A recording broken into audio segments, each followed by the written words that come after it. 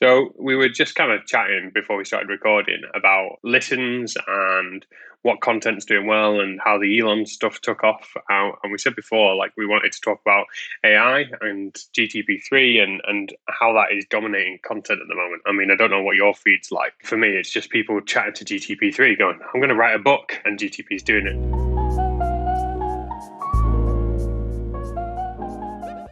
It's the hot topic. Yeah, It is. it's 100% the hot topic. And it just shows like we knew about AI tools like a year ago, 2 years ago, whatever. We've talked about Jasper, for example, on this podcast before. But I had tried dragging people into my world going, it's really good. All of these tools are amazing. But it seems only now like it's sort of hit the zeitgeist where people are like inspired enough to be like, oh yeah, I'm really up for trying this. Yeah, definitely. I think we should talk about why that is. I mean, because it's fascinating that the Elon Musk episode that we put out is probably one of our best, if not the best so far. And I think if we spoke about AI content production, that would also do really well, because it's the same in business. It's much easier to catch a wave, as the phrase is, to catch a trend and be a part of something that's growing, a starving market in Alex Hormozy's terms, than it is to try and make something popular, to try and increase its popularity. Now, as it happens, we wanted to talk about AI content production anyway. Hopefully it'll be popular. This'll test our theory. So we said we'd just do this as like a short episode, maybe 20 minutes on AI content and where it's going. So you said like GTP3 seems to have caught the wave. Why do you think that is? Oh, just because it's ubiquitous, like it's literally everywhere. It started off, it launched, and the kind of mavens, the first adopters I saw were on Twitter going, "Oh my god, check this tool out!" And obviously, it helps that Elon Musk is part of that, I believe. So he was able to like amplify the reach of it. And I think I saw Mark Benioff and him bantering about stories that Chat GPT was writing about entrepreneurs and billionaires and stuff, right? So, it already was able to immediately hit quite a big audience. And obviously, because Elon is the poster boy for business news, social controversy at the moment, it's no wonder kind of like a tool that he might have focused on has kind of taken off. Twitter's one thing, right? Is when I'm on Facebook, where audiences are much older, things take a while to reach over there, and LinkedIn as well, because despite the ickiness of LinkedIn, it sometimes shows up-to-date stuff, but not often. People just stick with tried and tested tools and formulas over there. So seeing GPT on LinkedIn, my normal Facebook feed, that sort of tells me, oh, it's reached the four corners of the internet. How about you? It's kind of doing that adoption curve thing, isn't it? Like innovators, disruptors, early adopters, late stage early adopters, and now we're even seeing like laggards going, oh, that it's gone through that cycle really quick. So love that, laggards. yeah, well, what's his name that writes the book about customer adoption? I can't remember it. I'm sure is it Steve Blank? It might be Steve Blank's book, Crossing the Chasm. I think is the book I'm thinking of. There's a lovely it's just an even distribution curve, and this is just some nerdy data, kind of slightly off at a tangent, but typically like innovators make up about 2.5%, disruptors. So people that are usually mismatches when you go, it's raining outside, they go, yeah, but it's lovely to walk in the rain. These type of people that want the early tech. As that's usually about 2.5% of the market, and then early adopters, I think, about 12% of the market, and then late stage early adopters about 34% of the market. And you usually are considered to have market domination about 16.5% of the market. And I'm sure that's like a Boston Consulting Group term. Might be talking absolute rubbish here. I'm sure our resident YouTube fact checker. I'm here to fact check you. Crossing the Chasm is by Michael Moore, but I think Michael Moore, yeah. Yeah, but your fellas, Steve Blanks and Eric Rees, took from that, basically. I love that concept. Just to go back to ChatGPT then. So for people that don't know what we're talking about, OpenAI are the company that are building on this framework, and then they kind of position themselves as like open source software. They're not, they're for profit. And they've provided this API, which everyone's building on, so Jasper and Copy AI and all these people, and they are applying like their own weight into the algorithm, but everyone's building on the same fundamental AI. Some people saying they're not. a lot of people are that are saying they're not. Anyway, They all are. if you want to give what we're talking about a go, it's chat.openai.com/chat, and it's a free little dialogue thing you can chat into. They've done a crap job of SEO because, well, I guess they don't need to. It's quite difficult to find via Google. But I think the reason this is kicked off is because they've simplified the UI. This is like we see in the movies with Iron Man and Jarvis. Like, you just say what you're thinking, and it responds in the same way that Weibo on Flubber. Do you remember Weibo? Or any of the sentient like robot things out of Star Wars? You could just talk to them, and they could process it and respond. Like, that's how this is set up. So the barrier to entry for the user experience, there's no setup, there's no credit card, there's no like, oh, what template should I use? Do I need to put in some different prompts? It's like, no, just type stuff and it'll respond. And you don't necessarily get the best responses as you would compared to some of these tools like Jasper AI, which is set up for copywriting and blog content and things. But it's much lower barrier to entry technically. You don't need any skill. No, what I think is the most exciting thing about ChatGPT is its ability to what we would call creatively think, right? Obviously, it needs input in order to do that creative thinking. I haven't found you can get with like some of the copywriting AI tools. So, for example, I asked the tool this week to write me a letter that I would pen to the members in my membership, but it had to be in the style of "'Twas the night before Christmas," because obviously, as we're recording this, we're coming up to Christmas. And I wanted to talk about a story that it was the night before Christmas, and a business owner needs to go to sleep in order to get the present of rest before they start the next year, right? Pretty weird and out there and odd as a concept, right? Yeah, if you gave that as a brief to a copywriter, they'd be like, okay, tell me some more. Like, What do you mean on this bit? Yeah. So, I literally wrote a line saying, write me a letter to a small business owner in the style of "it was a night before Christmas." I didn't even say "'twas." And it wrote that first paragraph. And then I said, can you finish the story and explain that when the business owner woke up and came downstairs, they found a new sense of purpose about their business under the Christmas tree? And it did. So I'll read it to you. It says, "'Twas the night before Christmas, all through your small business, not a creature was stirring, not even the owner. The owner was snuggled in their bed, dreaming of all the success and prosperity the new year would bring. They knew that in order to make the most of next year, it was important to take some time to rest and recharge over the holiday season. As the owner closed their eyes and drifted off to sleep, they knew that with a clear mind and rested body, they would be ready to tackle whatever challenges the new year might bring." So that was paragraph 1. "In the morning, as if by magic, the business owner woke up feeling refreshed and rejuvenated. As they made their way down to the living room, they couldn't help but feel a sense of excitement and anticipation. And when they finally reached the Christmas tree, they found something even more wonderful than they could have imagined. There, nestled amongst the twinkling lights and shiny tinsel, was a renewed sense of purpose and direction for their business in 2023. With a smile on their face, the business owner knew that this holiday season had been the perfect opportunity to rest and recharge, and they were ready to tackle the new year with all the energy and determination they needed to succeed." The end. I mean, that's unreal, isn't it? That is Like, my unreal. favorite bit is like, "there, nestled amongst the twinkly lights and shiny tinsel." Like, how does it know to like pull that together to make the story feel that twee? Because it could have picked any copy, right? Yeah, it's interesting this because we spoke previously, didn't we, about the difference between AI and things that are just doing machine learning, and what makes something sentient, what gives something, what helps something pass the Turing test. And we were saying, well, AI can't have emotion, doesn't have feelings, but some of this writing. I mean, that's the fascinating thing about writing, isn't it? Is that it evokes emotion, it evokes feelings, and if it's able to synthesize that, it might not understand, it might not have that feedback loop of how it's making you feel, but it knows the patterns and the cadence. And I've been studying like crazy copywriting, newsletters, done a few courses lately because this is my project for 2023. I said I was going to make us £1 million. Well, this is what I'm working on. And the course that I've done basically is just copy work. It's called Copy That, Try Copy That by Sam Parr.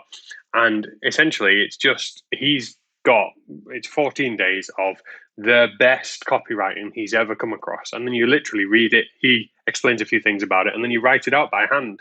And the reason you write it out by hand is so that you get that pattern recognition. Like you get the cadence. You see when it crescendos and when it diminishes, and if it's short, sharp, staccato, like sentences, you like get the rhythm of it. And then you also see like the use of language that is like juxtaposition to try and make people feel something. So I've been doing all this by hand, and then I was there curious, thinking to myself, what if I just put all of these examples into Chat GPT 3 and say, okay, this is what good looks like. Now, can you do something like that, but about this other topic? And the quality that it spits out, I'm thinking, Jesus Christ, like after 2 years of practice, maybe I'd be that good. This thing is already there. For clarity, for anyone listening, like this thing is learned from the entire web, all the content on the web up to 2019, and it's able to synthesize that information based on the query that you've asked it. It's very, very, very intelligent, and people are using it for writing contracts. They're using it for writing ads. They're using it for writing scripts for movies. They're using it for writing stories like you did, for jokes, for all kinds of stuff. And I think where it's going to get interesting, this is my personal thoughts on it, is that when, like, that's cool, it's really clever, but when you can start to say to it, like, okay, I'm writing for middle-aged demographic that are business owners, and I want to write in the style of my favorite person, like, for instance, we spoke a lot about the tone of our podcast. We want it to be British, so we've kind of brainstormed on this. Well, that's Queen Elizabeth, it's James Bond, it's the Italian Job movie, it's Roger Moore, it's all it's Richard Branson, and we kind of want to mesh that into. I mean, at some point, maybe that's our intro. Like, but this thing can do that already, and I wonder, like, is 2023 going to be the year that we see the first, podcast that's in the top 10 that's just AI? Because there's no two ways about it. It's way more intelligent than us. It's not as creative yet, but it's way smarter. So obviously the big thing that's come up in a lot of the posts I've seen shared in that laggard area of the internet that you spoke of earlier is AI going to take our jobs? Is AI going to take our jobs? And I saw this clip from a BBC documentary that had come out in 1969. And they'd interviewed some high school students, some secondary school students, and asked them what they thought about, what would happen in the year 2020, right? So, seems like really far in the future for them. And the kids were basically, they were like teenagers. They were basically saying, well, there'll be so much automation that there'll be no jobs in the future. Only people who can program the computers will be around. And it will be very boring. There won't be anything to do because people won't have a purpose. They won't have a job. And obviously, fast forward like 50 nearly years later, and that's, not the case. There are jobs. I think AI and robots and automation have probably improved the world for the better in many areas, healthcare, logistics, travel, just to kind of name a few. It's connected us in ways we didn't know we could be connected to create like a global village, like the internet and social media. And I think that people's fear comes from the unknown. They didn't know what was going to happen in 1969. You see these articles that are quite twee now from the 90s where they're like, the internet won't take off. That's a fad, And I think the same is happening now where people are saying, wow, AI is going to take our jobs. It's probably not. It's probably going to improve the jobs of a lot of people and make businesses work better. That said, though, I think there's going to be some, I hate this phrase, but collateral damage. In the same way that you don't need secretaries, like secretary typing pools, to sit and type up an entire business's memos for the day, because you can just send a message via DM. You probably aren't going to need technical copywriters, right? Because AI can just pull that type of thing together. If there is a standard knowledge about a topic and you need to pull content together for it, you probably don't need to hire someone to do that anymore. You could ask AI to do that. if you need some creative copy, probably you could rely on AI to do it. There might be someone who needs to be an intermediary and do some editing and make sure weird things, aren't slipping out or whatever. But I think from a copywriting point of view, there'll be more sub-editors, people checking the copy, people making sure it makes sense to like human beings. It's that 80-20 rule. Yeah, for sure. I don't think designers have anything to worry about at the moment. I just don't think image AI is good enough to trick the human eye. But, this is 2022. By the time we get to 2030, who knows, really? I don't think editors or web designers at the moment have much to worry about. But again, you can program AI to edit, episodes or... I've seen the AI tools that will build websites from scratch very, very effectively. I've followed a guy for 10, 15 years. Daryl Wilson used to be a solicitor. He's out in the States. He kind of did the digital nomad in remote work thing, and his latest content is all about, well, guys, I taught you how to build these websites using WordPress and Elementor and, WooCommerce plugins and whatever else, but maybe just use this AI thing because you don't need to know any of that anymore. I have some inside baseball, some of which I can talk about and some of which I can't. In 2012-ish, I was at a lecture by a guy who's public. So I'll tell you about the public stuff, and then I'll tell you anecdotally about our findings. So I went to this lecture by this guy because we were exploring AI for some of the projects we were on, where we're dealing with terabytes, petabytes, like so much data, you can never process it all. Let me tell you about the problem, and then I'll project as to how that impacts us. So we're dealing with all this data. We can't process it all. And instead, what we're doing is just saying, well, what's the tiny bit of information we really need to make these important decisions? And Dr. Ian Pearson, just to give you a bit of background, invented text messaging in the early 90s. Like, he's the inventor of text messaging. Presented it to the execs at BT and went, look at this text messaging thing. And they went, text messaging? You mean like people would have to type in words on their phone to send to one another? He's like, yeah, that's the idea. And they go, why would anyone do that? They'll just pick up the phone and phone one another. Get back to work. Stop messing around. Smart, really smart guy. And we looked at like carbon nanotube clouds and things. These are his patents. It's all public, this, so I'm not telling you anything wacky, but these are basically, it's got this design to launch rockets very, very efficiently, very greenly. So rather than using lots of rocket fuel to send them up into space, you put these carbon nanotubes into the atmosphere. They deploy as clouds, so massive big surface area. You stick a winch on there and then winch the rocket up very, very fast and then project it into space or across the atmosphere. And then the drag of the cloud, this carbon nanotube cloud, like you've seen, Iron Man in the latest Iron Man, where he deploys like his shield, it goes massive. Carbon nanotube technology, very, very early, not deployable. This is future stuff. And he was saying, we can use that to launch rockets. All these fascinating concepts. Now, the part of his presentation that stood out to me was he threw this graph up and he said, look, we've got this graph that shows time on one axis and then development of technology on the other axis. And it was this exponential graph going up and to the right, like a hockey stick graph of this is technology and our reliance on it. This is how reliance is increasing over time as it advances over time.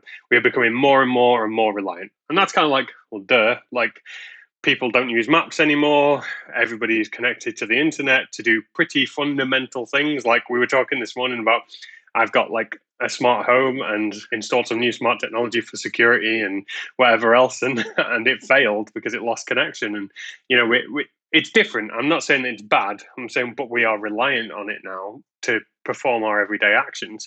Real fundamental stuff like people just used to knock on the door. No one does that anymore. Do they not? Do they? I still knock on the door. Yeah, no one knocks on it because we've got a fancy like stained glass window, so people are frightened of hitting it. But I thought you meant because everyone's using a keyless door, but I feel like that's still a way away.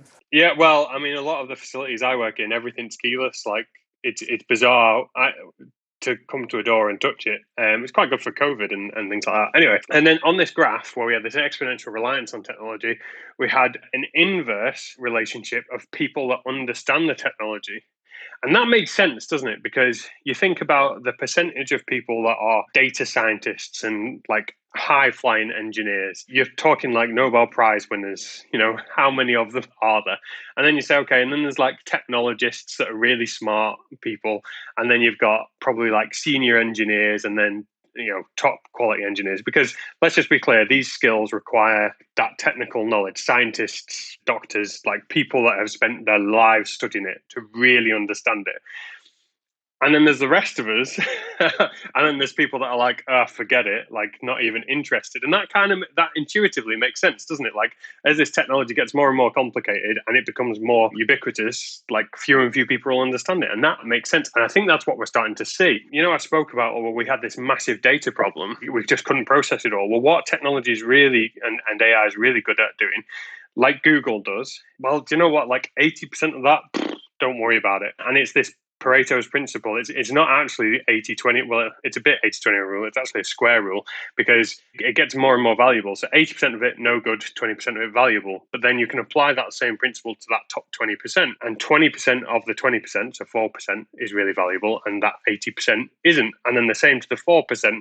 And you end up with like this tiny, minute point, whatever of a percent, that is the most valuable activity, execution, data, decision that you can make. And this is a lot of what we talk about when we're talking about optimization is like, well, what's the decision you can make? What's the one thing you can do? And you see this in a What's going million to have the different... biggest effect? Exactly. And so this is my projection with AI. All right, give it to me. What do you think? I think you're going to end up with a lot of people that understand it, get very rich, very, very rich. But then I think where we're going to see the breakthrough company is where Google really made the internet breakthrough. Like people worked on the internet for 30, 40 years and everyone was like, yeah, it's a toy, it's for business, it's complicated, it's for doctors, scientists and whatever else. And there's like, oh, Google search, you mean I just asked this thing with spelling errors, like incorrect punctuation and whatever else, and it just gives me an answer. Oh, okay, well, I can do that. And I think that we're going to see that. And then I think the other thing that's very true is AI is in everything. But you wouldn't say, oh, that's AI. So for instance, you don't know, like people use Alexa and there is an AI voice recognition bit of software on the back end of that. But you don't know, you don't think about that. You just use it. You do your online shop. Yeah, same for us in the ads world. Like all the ads platforms have got some type of machine learning in there, essentially, because they have to process so many bids per nanosecond that it would be impossible for a human to do that. But then they can't just process the bids, without some thought and understanding about what's happened in the past and making predictions about what might happen in the future for these ads. So yeah, like it's definitely not something that's just arrived, I think. No, definitely. So I've got a couple of predictions for 2023. I think the recession is going to accelerate the use of AI. And I'll explain what I mean by that. I think we're going to see high labor expenses where you would typically go for full-time equivalent staff or you would take the time to train someone else. I think we're going to see a lot of those activities being replaced by AI. So I've seen AI meme generators, AI video generators, AI, we talked a lot about AI copy generators. I think we're going to see a lot of from a content production point of view, I think we're going to see those AI tools just proliferate, like go absolutely nuts. I think the technology has now reached a point where it's stable and good enough that people can build quality tools all on the top of it. I think that's one thing we're going to see. I think the second thing we're going to start to see is on the consumer side, people getting on board with, yeah, well, it might be AI, but I'm okay having a relationship with it. I'm okay that I follow this influencer that's just AI. And that's already started to happen on the fringes. I think we're now going to see that as like a quality thing. I think people's adoption and acceptance, because it's now good enough that people are okay with it. And we're seeing a lot of the Gen Zers like, well, I'm more accepting, I'm more fluid with, what reality is. And we're seeing a lot of those old fashioned beliefs, feelings, and whatever else start to degrade. So I think we're going to see those two things. And the final thing I think we're going to see is the automation of a lot of the work that we do through AI learning how to do the processes. So that's even where you're in a creative role, even where you're in a technically advanced role. So, for instance, GitHub Copilot. So GitHub is a code repository for anyone that doesn't know. This is what software engineers often use. It's very, very popular to store your code that you are using to build a tool. There is an AI tool to help you write the code in there now. And it's learned from all the repositories that everyone's put in there. It's incredible. That's what I'm quite excited about. I saw a guy on Twitter talking about how he had done pair programming. I think we talked about this on the episode, pair programming with Chat GPT, which, yeah, it's just amazing, right? It's absolutely unreal. I mean, you now, without any software knowledge, can say, "Hey, ChatGPT 3, create me a HTML framework for a web page with these attributes," and it'll go, "Yeah, okay, I know what that looks like because it's just text." It'll write you JSON queries. It'll write you interfaces to APIs. It will write you like really difficult I say really difficult technical stuff like if you're competent, willing to learn, and technically able, you're talking 6-12 months to learn these skills. Now you can sort of get the idea of the framework, and this is kind of the boat I'd put myself in. Like, I can break software, I can hack around and make it not work. Now I can make it work and then check my work against ChatGPT and go, "Can you just tell me how you write, a Boolean query for whatever?" I go, "Yeah, looks like this." I'm like, "Oh yeah, that's right. I've missed out whatever this variable was." Cool. Unreal, like unreal. I think people will start turning to ChatGPT and the subsidiaries who end up using its tech rather than Google.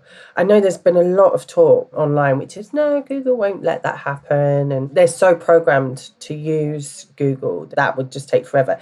But to your point earlier about the text message tech, it doesn't take much for people to adopt a technology if they can see the benefit in it. And the benefit I can see here, right, is yes, do you know what? Right, it has taken all of the internet's knowledge and scraped every website in the world and turned it into this like central repository. But Google does that anyway, right? And the friction of Googling something is that you never quite know what answer you're going to get. And the answers that are at the top of search engine result pages, quite often investment and time has been put into them to make sure that they're showing at the top. Whether they're actually accurate or great knowledge is another question, right? Especially if there is... Yeah, the quality of them. Yeah, especially if there's a commercial advantage for you having a knowledge-based article show at the top of a search result. There's so much junk in search. I'll just, say it. I think there's a lot of junk in search where the commercial objective outweighs the answering the question objective, like the knowledge objective. And, this is why Google brought out their useful content update last year, because they're through their own AI and machine learning are trying to filter that stuff out and really get the answers to stuff. However, from a user point of view, we got on board. We learned how to use Google all those years ago. We learned how to add Boolean and play around and know never to go to the second page of search results and all of these other things, right? But you don't have to do that with a chat conversational tool. You just ask it a question and it gives you an answer. And the answer should be based on fact. It should be based on looking at all of the available data and coming together with a conclusion. And if you're looking for an answer to a well-known question, that just seems like a better user experience to me than sifting through loads of search engine results. Definitely. Well, let's just talk about a couple of things. You said, people, whoever they are, have said, Google won't let that happen. Well, let's be clear. Google doesn't have a monopoly on the internet. Like, Google is an application that runs on the internet technology. Like, their advances are that they have built hardware that can more efficiently comb the web. Like, that's their big technical breakthrough with Google. They built their own servers that were capable of very quickly processing all this information, which is in other repositories. Other people host most of the information that is on the web. And Google's just very good at sorting through that information, and then they create their own database, which, think of it like a very clever, this, Vicky, so I'm saying this for the third chair's benefit. Like, think of this as like a really smart content page in a book. Like, that's what Google owns. And basically, ChatGPT 3 has got a much better version of the content page. And rather than them saying, "Oh, you want the answer that's on page 27 and here's the link to it," ChatGPT 3 goes, "Well, I think it's most of the answer on page 27, but a little bit of something that's on page 346. So I'm just going to combine that and serve you up as text information. So Google can't stop this. Like, let's be clear, Google don't have the say. And I think a real litmus test for me will be when we start to see doctors, and I'm talking medical professionals, use Chat GPT-3 for diagnosis, because and that is possible. 100%. Well, they were all using Google anyway. Well, they were, yeah. But if Chat GPT-3 can bring in referencing, because just imagine, like, I think the average number of readers of a published paper is 7. So for every, like, someone spends 5, 6, 10 years doing a piece of research, on an average, it gets 7 readers. One of them is their mother, the other one's their professor, another one's a friend, one of them's my wife because she reads everything. So you're only actually getting 3 new people find out about this thing. But Chat GPT-3 could change that. And if you could give these answers and if you could give the referencing, I think there's a revolution to be had. Now, my wife's a doctor, for clarity, and she always like pushes back. We're like, no, there's protocol, it's got to be accepted, blah, blah, blah, blah. And I'm going, yeah, but if you can crack that nut, like, proliferation of information could be so great, and anyone that learns to use this, they could be off to the races. 100%. And I think, there's a couple of things just to take into account here. Like, we look to say Wikipedia always appears at the top of search results for a particular answer, right? And we always treat Wikipedia as a source of truth.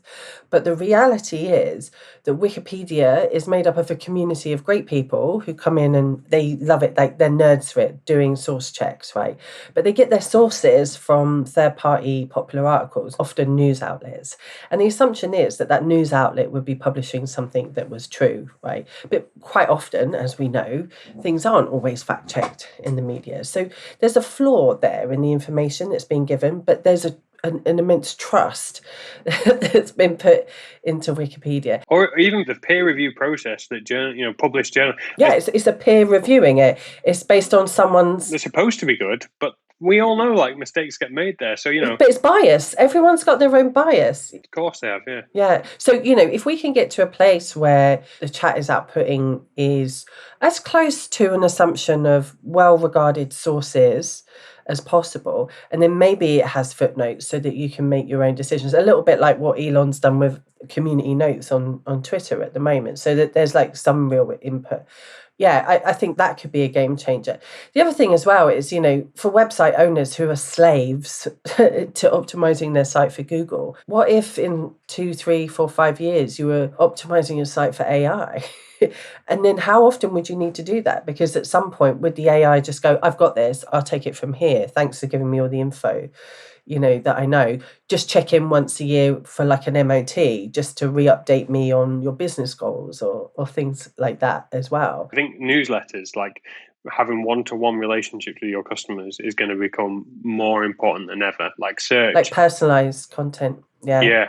I think search is going to be disrupted big time. But you could see it again, like, if this is happening with text, but it could happen with the second biggest search engine, YouTube. Like, well, what if all of a sudden, rather than trying to find a video or trying to find a movie or trying to find a social media content is already produced but curated for me that fits my profile, if it's all generated organically on demand, you see the one-of-one creation. Like, you search for how to mend my boiler, and what if AI is so good that it can go, I know who you are, I know what boiler you've got, here's a video on how to mend the problem. And it's completely like auto-generated. It wasn't recorded by someone. No. And then you go, well, who owns that? And where does that come from? And you think about the computing power, is that even possible? I mean, movies, like, you could get onto Netflix, and rather than being displayed like all these pre-recorded videos and whatever else, like, could be auto-generated. We're so close to Ready Player One. It is unreal. I feel like there is, and just like in Ready Player One, okay, there is always rebels, right, in the human race who don't want to play. Like, you think about Dave Eggers in The Circle, right, that book. I don't know if you've read it. It's pretty good. The protagonist is a girl who gets sort of blended into this massive social media corporation who want to, like, monitor everyone all day, every day. I do know. What's her face that was in Harry Potter? Sorry, that's really unfair that I'm pigeonholing. Oh, there was a movie. I haven't seen the movie. I've only read the book. Sorry, I'm too cool. Oh, sorry, of course. Yeah. But there was a rebellious group of people who didn't want to play along, and went off to live in the forest at the end. Spoiler alert, probably don't don't take me for bait and listening to that, but there's a good story in between. I think there's always going to be humans who are like, nah, I'm good for that. I want to create my own taste, create my own identity. I don't want AI to feed that to me, and will rebel against that. Yeah, definitely. We're individual selfish creatures. AI could augment our personalities and augment our identities, right? But we still need that agency of choice, I think. I definitely, and I think that's where adoption will come in. I guess what we're talking about is the adoption curve. Do we think this adoption curve is growing or shrinking? It doesn't mean it's the whole market. Doesn't mean it's the only market. Doesn't mean that it's perfect in every way. We're just saying, are most people going to end up adopting this one way or another? A couple more like clickbaity statements that maybe will get people thinking, and then I reckon we do our other episode on stuff. It's already replacing low difficulty technical jobs. Like if you just want to write content farms knackered, or at least going to be very heavily enabled by AI. Same with video editing, same with all the content jobs.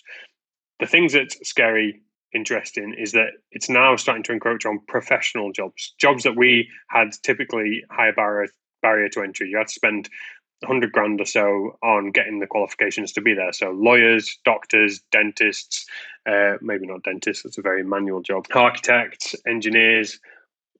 AI is very least enabling your job, but it's certainly making the top tier people more efficient, because the top tier people do that 20% of the editing of the data that we spoke about earlier. That's what's interesting. And who knows, maybe it'll even come for podcasting. So I don't know what we want to title this episode. Go on, what are your predictions, Vicky? I was just going to say before that you were asking about adoption, and I think I can see this right now in a little petri dish in my own membership, because I was talking about AI to them last week, a couple of weeks ago. In an hour session, I said, I'm going to create a campaign for 2023, a marketing campaign, and I'm going to use AI, demo it to you right now, and I'm going to create the hook, I'm going to create the campaign idea, and I'm going to write like the first post, and if I can do this, you can do this as well. And we did it. We created like a hook for a beauty campaign, for a skincare product, right? The inspiration I think it evoked was really telling, because people who perhaps are tech averse, right? They follow me because they want knowledge about tech, right? I have often avoided talking about high concept stuff, but I thought, no, we're going to go all in on this because I think you guys can pick it up. And all it needed was an effective demo. Another great example of this as well, I think, is Daniel Priestley from Dent Consulting. Key Person of Influence. Yeah. Yeah, he wrote Key Person of Influence amongst other great books like Oversubscribed and whatnot. He's a partner in a software company called Score App, which is basically like quiz and question funnels, right? He did a demo the week before last showing how you can write your scorecard funnel using AI. And he did it in 15 minutes. He basically had a bunch of questions. He's not soft, is he? He had a bunch of questions that you can ask it to output the meaningful questions that you could put into your scorecard to take people through, because it's basically a question and answer funnel. And then when people get to the end, they get a score. And if they get a certain score, they're a good quality lead or not, right? But what often puts people off of trying it is knowing like the questions to ask. And he just used Chat GPT to ask the questions. And the responses in the comments took off. Again, you can just see that he really hit a nerve here, and all it takes is the right people to show the right application of this for next year and move away from is it going to take our jobs, is it going to do this? It is really show you how you can improve very quickly something that might have been holding you back in your business. And as chief optimization officers, for us talking about AI, I can see us doing this a lot next year as well and in future episodes, because if you can improve the processes, if you can improve the systems, if you can improve the sales, marketing, the production, the customer service, the output, the content creation, all of these parts of a business that make up the whole, then great, as far as I'm concerned. Because we come back to it again and again. It's always time or knowledge or budget that slow you down being able to do these things. Something that I wish that I asked you on every episode, but I will remember to ask you, is your membership, where do people find that? Where do people get involved? It's called, I've just relaunched it actually, so it's called The Squad. The Squad. What's the URL? So it's thesquadmembership.com. We spoke about it a few times. Like, if you want to see some of this stuff in action, I suggest people go have a look at it, go have a nosy in Vicky's membership, or get in touch and ask some questions, definitely. Oh, it's one of the happiest places on the internet, my little world. There's 150 odd of us in there just chatting about marketing and sales, and it's a way of being able to help being able to help small businesses who can't afford working with me at a consultancy level or with the agency. So I just love all the people in there. Like, genuinely, I know them all. I know what they do for their businesses, and yeah, we just have a lot of fun doing weekly trainings and just talking like I'm talking with you now. So that's awesome. Cool. All right, AI it is. I've got a feeling we'll come back and talk about this again. Definitely. If you've been listening and you want to fact check anything we've said, as someone really enjoyed doing on YouTube, thank you very much. Fact check anything Sam has said. Yeah. No, in all seriousness, I'm going to create a spreadsheet of all the facts that we've mentioned that weren't facts, and we'll never look at it. But no, thank you for thank you for commenting. But seriously, we think most people are listening on Apple Podcasts, so we love you. Thank you. Go and please review us. We'd love you. We might even run a competition in the future, I think, to people who listen. That'd be good. Yeah, for anyone that's commented. Yeah. So maybe we'll talk about that in the new year. But yeah, if anyone's left a review, we might do something with you. So get ahead of it. Get ahead of the game and go and leave us a review and tell us what you think. For sure. And if you know anyone else that might enjoy our podcast, it would make a huge difference if you would share it with a friend, share it on an email, share it in any WhatsApp groups you're in. All the support really genuinely does make a difference, and we're seeing it in the growth figures. So yeah, thank you, and Happy New Year to everyone. I guess this will be going out in 2023. It's still December 22nd, 2022 at the time of recording. So yeah, look forward to 2023 together.